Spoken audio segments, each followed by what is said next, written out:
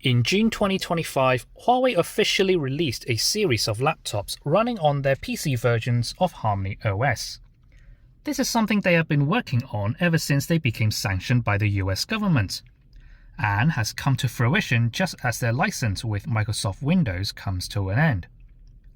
So I bought the cheapest laptop on offer to see what HarmonyOS is all about. First off, I love the device. The Mackbook Pro is the same high-quality Ultrabook as its Intel chip predecessor from 2024. It's an incredibly slim 14.2-inch laptop with a hinge so well designed that could still be opened by one finger. That's impressive for a laptop weighing only 970 grams. The OLED display is crisp and bright, even on this non-textured finish model. It even features a physical privacy button that disables mic, webcam, and even GPS. And the speakers are one of the best in the business.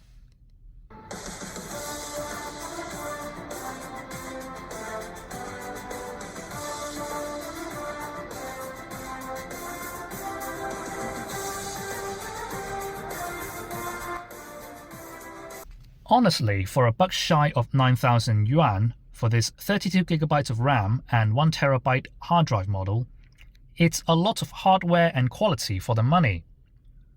My least favorite part is the keyboard not being as tactile as I liked, but they are by no means poor quality. HarmonyOS logo on the lid and various other places indicates this computer now runs on Huawei's own operating system, instead of Microsoft Windows, as well as all internals being completely sourced within China, or so they say. Once set up, you are instantly greeted by a familiar desktop interface with a mix of Macintosh and Windows influence. But the control center is undeniably Huawei. It even has its own AI assistant. HarmonyOS PC is by no means Samsung DeX or other desktop modes on steroids. Because the cursor has proper left and right clicks, you could actually select and place files freely, as well as preview files like a Mac. The interface is as flexible and intuitive to use as a normal PC. The same can be said for shortcuts and trackpad gestures. Control key for shortcuts. Trackpad works no differently to any other PCs, except you could also knuckle knock on the trackpad to take a screenshot, just like you could on Huawei phones. The same old tap phone on trackpad to enable screen mirroring is also here. And dragging files across devices just worked like it has always been when Huawei could still use Microsoft Windows. There's no learning curve to settle in, which is good. The bad? The lack of customization and features. Most obvious ones include not being able to choose how the start menu is displayed. I cannot choose to display more app icons than recent files. Split screen only works by pairing with another app, or it won't snap at all. No multiple desktop spaces. Not being able to edit file details. You can't even make it read-only or hidden or edit music information like you could on Windows. Talking about music, Huawei Music app is infuriating to use, because unlike Apple Music, you can't edit song details to your heart's content. It just assigns its own info, and the playlists created also don't sync completely between PCs and phones.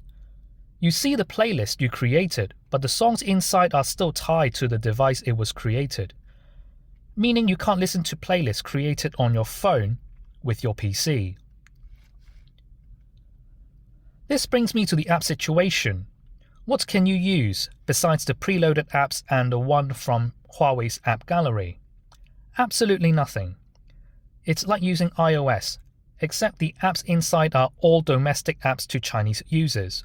Not even Zoom or TikTok is available. Of course, you could try and use the web clients version, and the preloaded browsers, one Chromium-based and one not, support most websites I use on a daily basis, such as websites from Microsoft, Google, and Meta.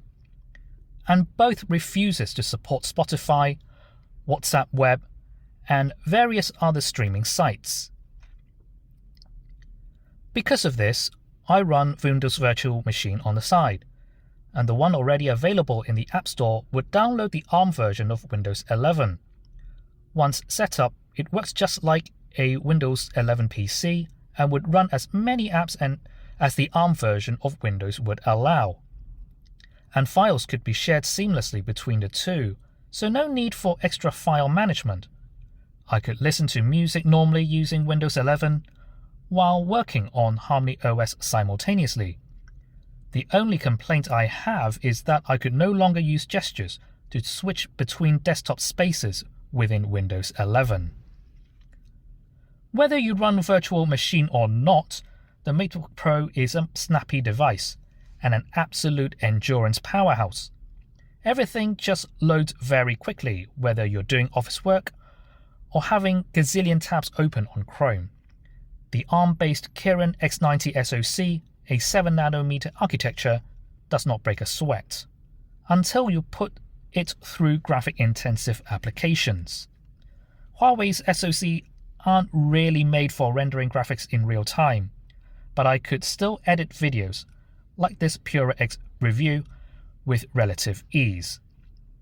And with a full battery, it won't even hit below 20% after 4 hours of screen on time. With everything considered, the Huawei Matebook Pro is a very refined machine. It's thin, light, well-built, got a vibrant display and a sublime audio setup. It's snappy with a good battery life, even with virtual machine running. The virtual machine is very well optimized, making the adaptation effortless.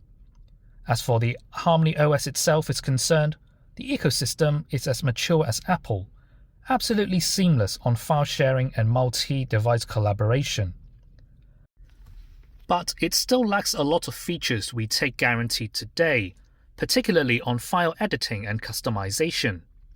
When you also take app compatibility into consideration, it still has a long way to go until it's competent enough to be a fully dependable operating system on a professional level.